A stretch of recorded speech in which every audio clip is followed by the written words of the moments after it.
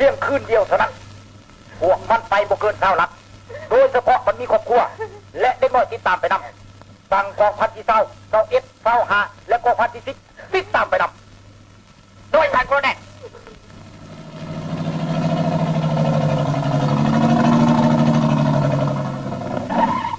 ไปเฮ้ยลงไปออกมาเลยไปเข้าออกไป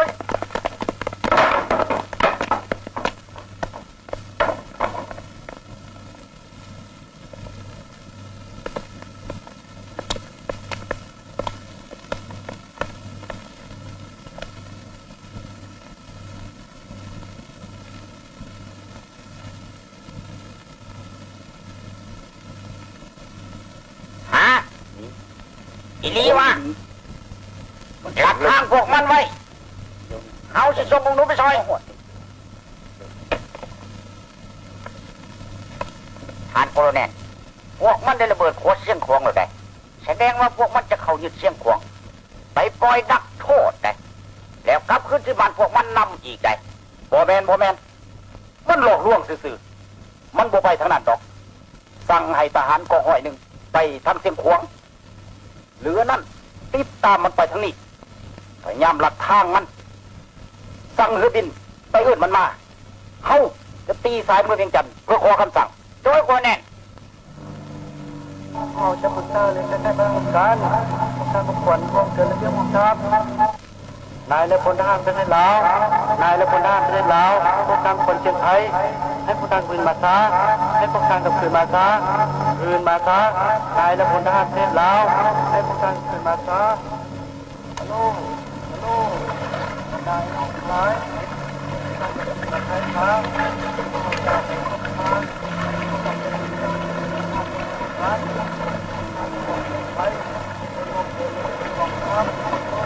หมอดปืนหมอดไฟอย่าให้เห็นควันเด้อ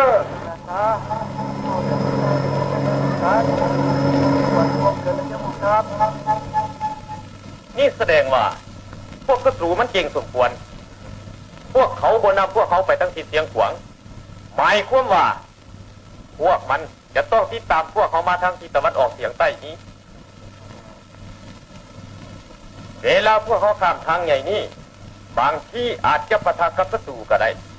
เขาเชื่อมั่นว่าเส้นทางเดินของพวกเขาเป็นยุ่งยากและกันดารที่สุดซึ่งศัตรูบ่อาจสามารถติดตามเขาได้เกี่ยวกับทิศทางการเคลื่อนทัพของพวกเขานี้เขาขอเสนอให้ปิดลับสั่วข่าวก่อนพวกนายหมวดนายหมู่ก็บ่เฝ้าให้หูคือกัน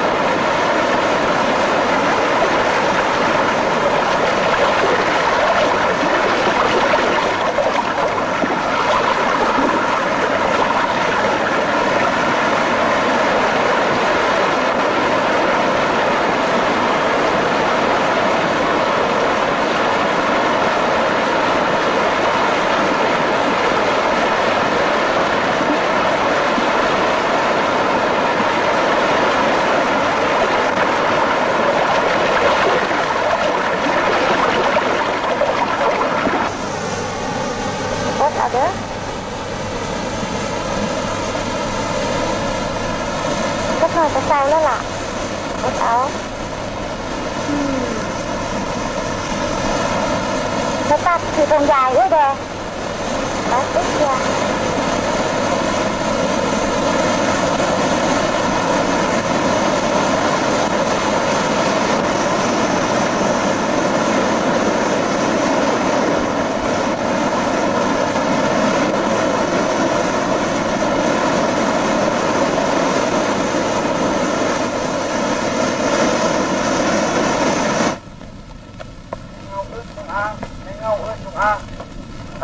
เย็นในเงาเอื้อนจงอ้างตาแมวเย็นพันดำแดงฮัลโหลฉันกำลังดังบอสเลยมาเลยเอารายงานมาเลยเดี๋ยวนี้เขากำลังเอาทหารติดตามพวกมันอยู่ถึงมุ่งถึงว่าอุ่นท่ามกันดานไหนเพราะว่าเดี๋ยวนี้ก็ยังไม่เห็นมีที่เทียมอย่างเลยว่าจะพบพวกมันเลยมาเลยเลยมาเลยกำลังดังตามระเบียบ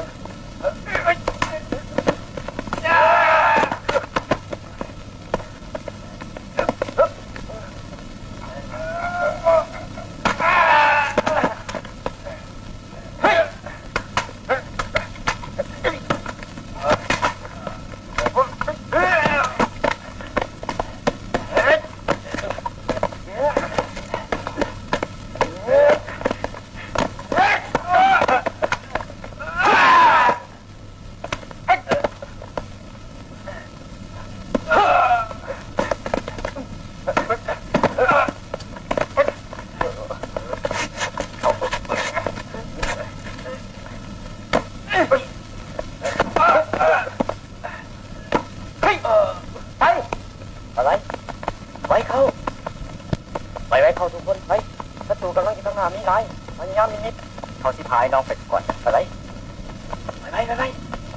ไปเด้อยันศัตรูนำมาเถอะไปเดี๋ยวลูกนี้เอาจดหมายนี้ไปส่งในพ้นพนมาและบอกนายพวกสูเดบาถ้าพวกสูยังดื้อด้านปวดเก่งพวกสูจะต้องถูกเก็บแสบคือเดี๋ยวนี้เข้าใจหรือบ่ล่ะ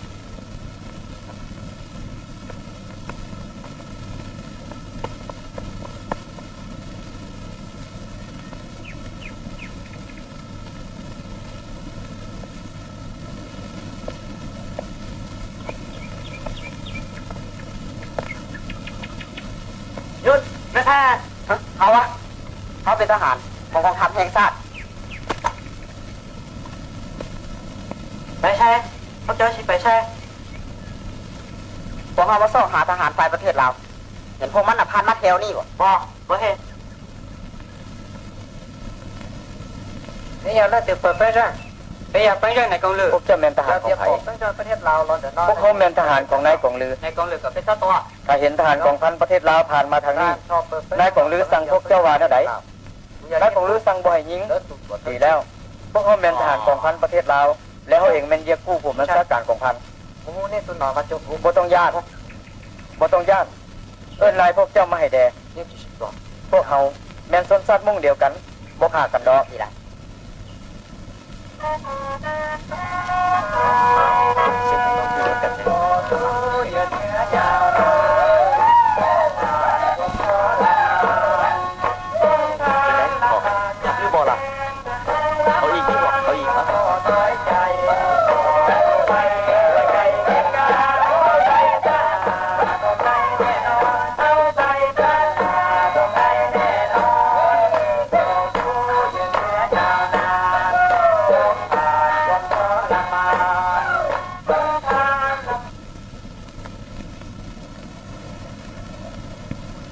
บอกแล้วว่าเราตักเนี่ยจะได้ไปยืดเจ้าน่ะขับบ่ไอ้เงี้ยขับบ่มันแจ้งบ่มันบิดขึ้นอีกไงมันแจ้งเอาวันนี้เป็นยังไงตั้งขับบ่ขับแล้วบ่โอ้ยเจ็บนะโอ้ยเจ็บโอ้ยจะลาซอยอีดีเถอะก็ต้องย่านอย่าห้องหลายสิเมื่อยใดอย่าห้องสิเมื่อยอดเอานอนลงนอนลงอดทนสักหน่อยเด้อเฮ้ยเด้อเอาตั้งจิตตั้งใจดีๆแล้วเบ่งตั้งใจเบ่งนะเอาตั้งใจเบ่ง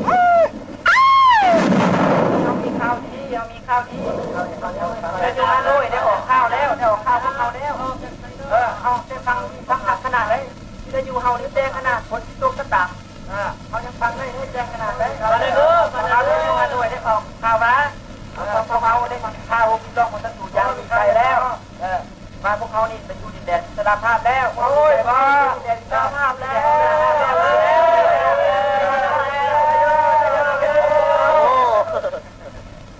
แม่แล้วสหายทั้งหลายวิทยุฮานอยได้ออกข่าวพวกเขาหมดทุกคนแล้วหมายความว่าหมดทุกคนในโลกนี้ได้หาผู้ถึงความปีศาจสามารถของพวกเขาหมดทุกคนแล้วนี่มันน่ะเป็นการสุกยุอันใหญ่หลวงสำหรับพวกเขา บรรดาสหายทั้งหลายนักรบใหม่ได้เกิดมาแล้วเขาขอเสนอตั้งชื่อหลานชายด้วยผู้นี่ว่าพรไซเห็นดีบ่ เห็นดี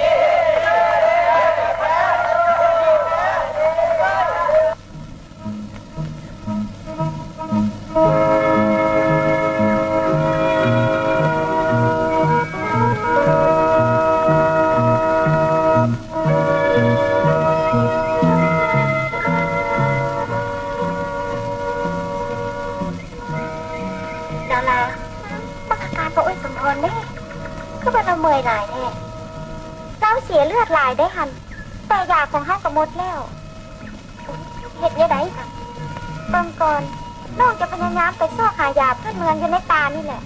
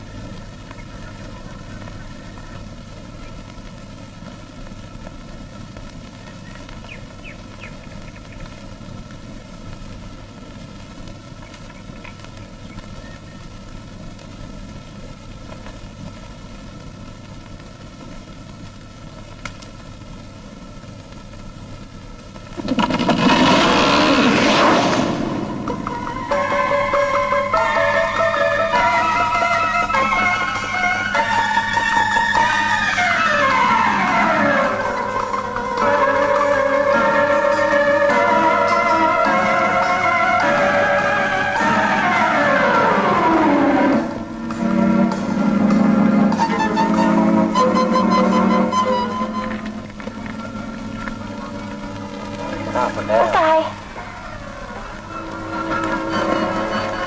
ไม่สมพรนั่งมาแล้วนั่งเอายามาแล้วไม่สมพรลุกขึ้นไว้ฮะไม่สมพรตายแล้วไม่สมพร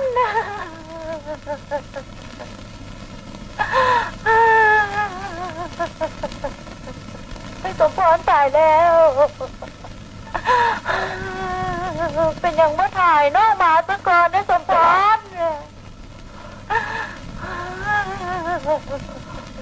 ดาราเอ้ยนี่เป็นการเศร้าสลดใจที่สุดสำหรับพวกเขาแต่พวกเขาต้องผ่านหาอุปสรรคอีกหลายสิ่งหลายอย่างคอยได้จุอดทนรักษาสุขภาพให้เข้มแข็งพร้อมนี้พวกเขาขอมอบหลานน้อยคนนี้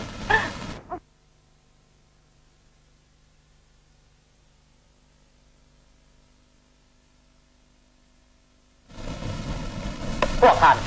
ได้รายงานขึ้นกว่าราชการว่าคณะประเทศลาวอยู่ในกับมือพวกท่านและสิรับสูญพวกมัน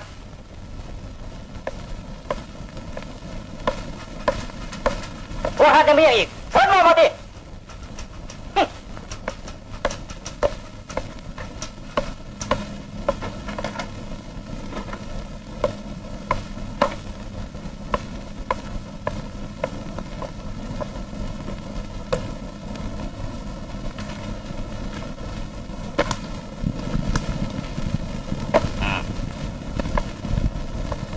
พวกต่างตั้งหลายตามกล่าวที่ข้าพเจ้าอับหมอนี้พวกปฏิษลาวนี่ไปฮอดเกตเมืองงานแล้วแต่นี่ไปหาทางสายแดนตะวันออกสายแดนเวียดนามบ่ห่างไกลปกบ้านใด ข้าพเจ้าเชื่อแน่ว่าพวกนายทหารทั้งหลายคงจะหูจักสภาพการอันหนักหน่วงนี้ได้ดีบัดนี้พวกตานควรจะเหตุแนวใดที่พรระดมกำลังที่มีจับสูนพวกมันบ่ให้นิหลอดไปได้ตาพวกตานบ่สามารถเหตุเวียกนี้ได้สำเร็จมื้อนี้พวกตานทั้งหลายเป็นมื้อพวกตานและเอาเองจะบ่มีโอกาสอยู่นครหลวงเวียงจันทน์และอยู่ดินลาวอีกข้าพเจ้าหวังว่าพวกตานคงรับมือปัญหานี้ได้ดีเพื่อแก้ไขในเวลาอันควรเบิ่งไหมพวกเขาสิสกัดลัดตีพวกเขาอีหลีเด้นี่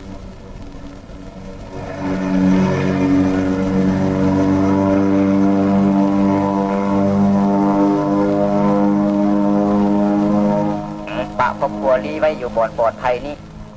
เขาจะนำ1 ปองคอยไปหล่อนตีทางหลังของศัตรูให้สหายธรรมสินไปตีเบื้องหน้า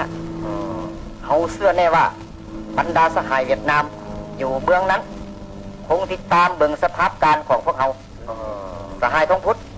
นำเอา1 หมู่ไปติดต่อพัวพันกับสหายเวียดนามแต่ว่าไปซะมีแต่สหายแล้วนั่นแหละที่จะเด็ดหล่อนนาทีนี้พอเขตนั่นแม่นเขตพื้นฐานของสหายตกลงไปเราตักไปกับเขาแล้ว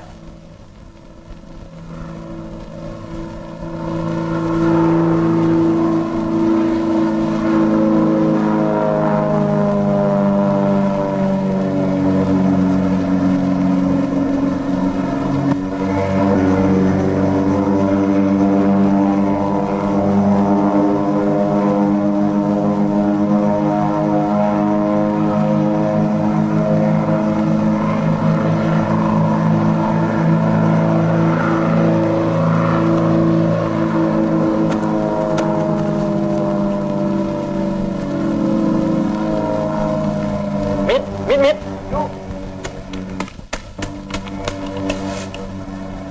ซุ่มทุกกำลังไฟใส่หัวพวกมัน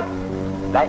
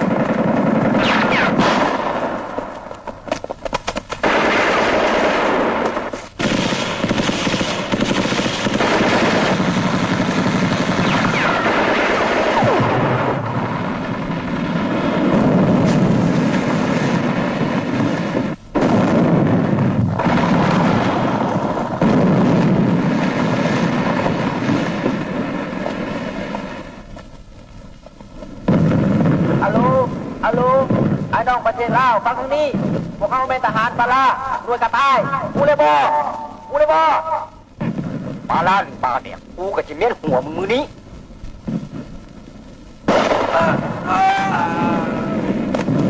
ไอ้น้องทั้งหลายบุกมา